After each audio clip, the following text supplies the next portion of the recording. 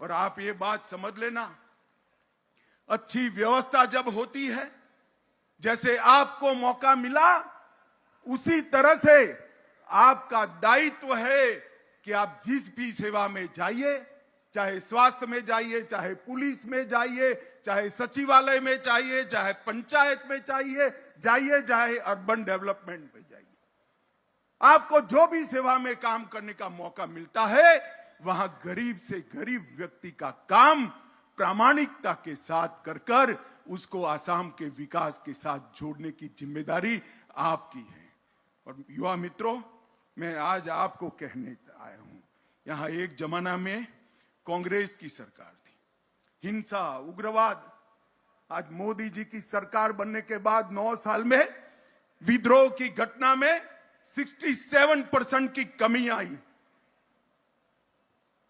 बलों के मृत्यु की घटना में 60% की कमी आई और नागरिकों के मृत्यु में 83% की कमी नरेंद्र मोदी सरकार बनने के बाद आई है। आज आसाम शांति के रास्ते पर, विकास के रास्ते पर आगे बढ़ा है। और पहले यहां अव्यवस्थाएं थी, वो अव्यवस्थाओं को व्यवस्था में परिवर्तित करने का काम पहले सर्बानंद सोनोवाल और अब हेमंत बिस्वा शर्मा कर रहे हैं।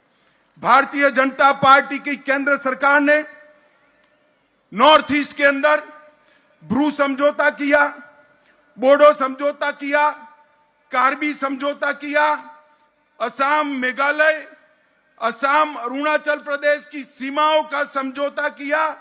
अब सपा में 70% की कमी की और विकास के बजट के अंदर 300 गुना 300% बढ़ोतरी करने का काम ये नरेंद्र मोदी की भारतीय जनता पार्टी की सरकार ने किया है। और उसी नक्शे कदम पर हेमंत बिस्वा शर्मा जी असम को आगे बढ़ा रहे हैं, चाहे हेल्थ हो, चाहे सेवा का क्षेत्र हो, चाहे इंफ्रास्ट्रक्चर का हो, चाहे ट्राइबल कल्याण का क्षेत्र हो, चाहे कानून और व्यवस्था।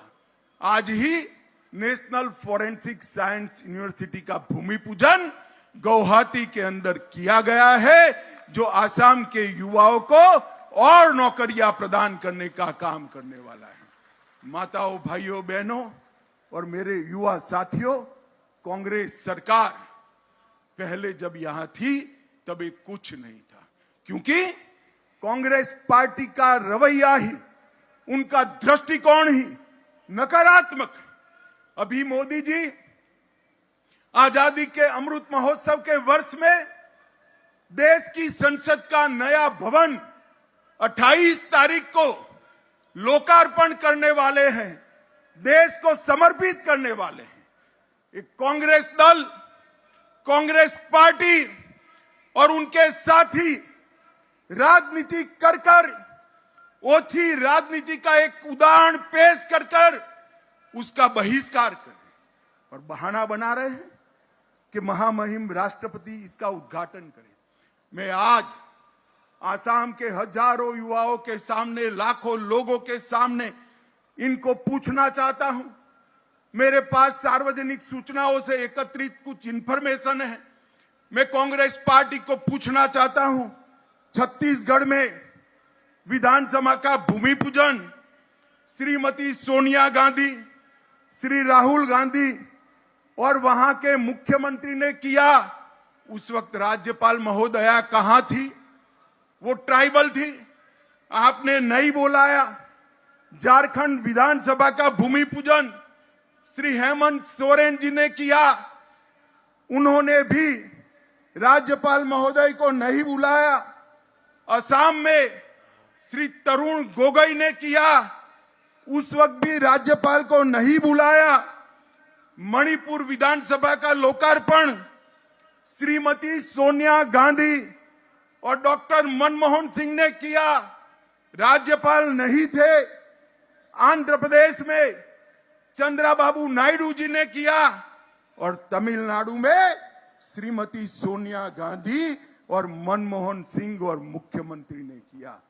मैं आज कांग्रेस के मित्रों को पूछना चाहता हूं, जब आप करते हो तब ये सब कुछ ठीक होता है। और जब भारतीय जनता पार्टी करती है, मोदी जी करते हैं, आपकी वक्र दृष्टि इसका बहिष्कार करती है। मैं आज आसाम की ये विराट जनसभा के माध्यम से समग्र देश को कहना चाहता हूं, आपके देश की जनता ने दो बार 2/3 बहुमत से नरेंद्र मोदी जी को चुनकर प्रधानमंत्री बनाया।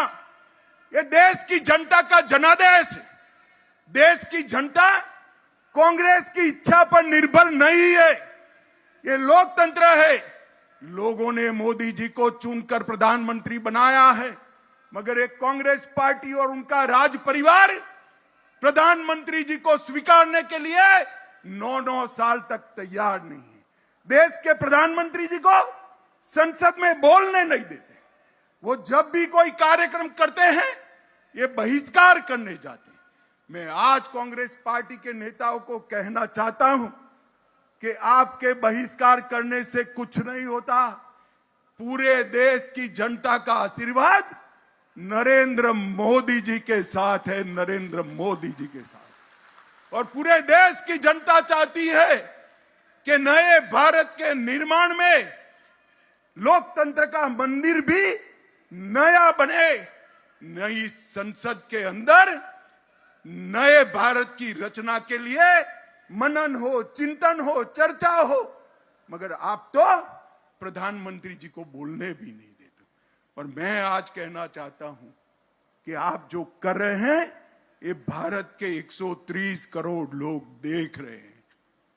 और अगले चुनाव में जब मैंडेट लेने जाएंगे, इस पक्ष विपक्ष का स्टेटस चला गया है। अगले बार इतनी भी सीटें नहीं आएगी और मोदी जी 300 से ज्यादा सीटों के साथ देश के प्रधानमंत्री बनकर तीसरी बार आएंगे। ये नकारात्मक दृष्टिकोण, ये वक्र दृष्टि कभी देश का भला नहीं कर सकती। भारतीय जनता पार्टी ने, हम विपक्ष में बैठे तब भी आपका सम्मान किया।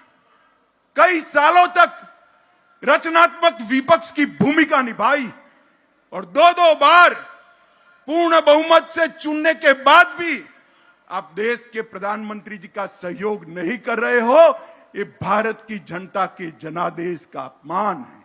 और जो दल कांग्रेस के साथ जुड़ गए हैं, मैं उनको भी कहना चाहता हूं कि कांग्रेस वालों के रास्ते पर चलोगे तो कांग्रेस जैसी ही स्थिति होगी, इससे अच्छी स्थिति नहीं।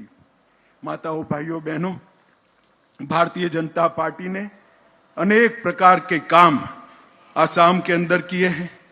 अभी सरकार जब बनी तब हमने वादा किया था, आसाम की भाषा, आसाम की संस्कृति, उसका संरक्षण और संवर्धन करेंगे।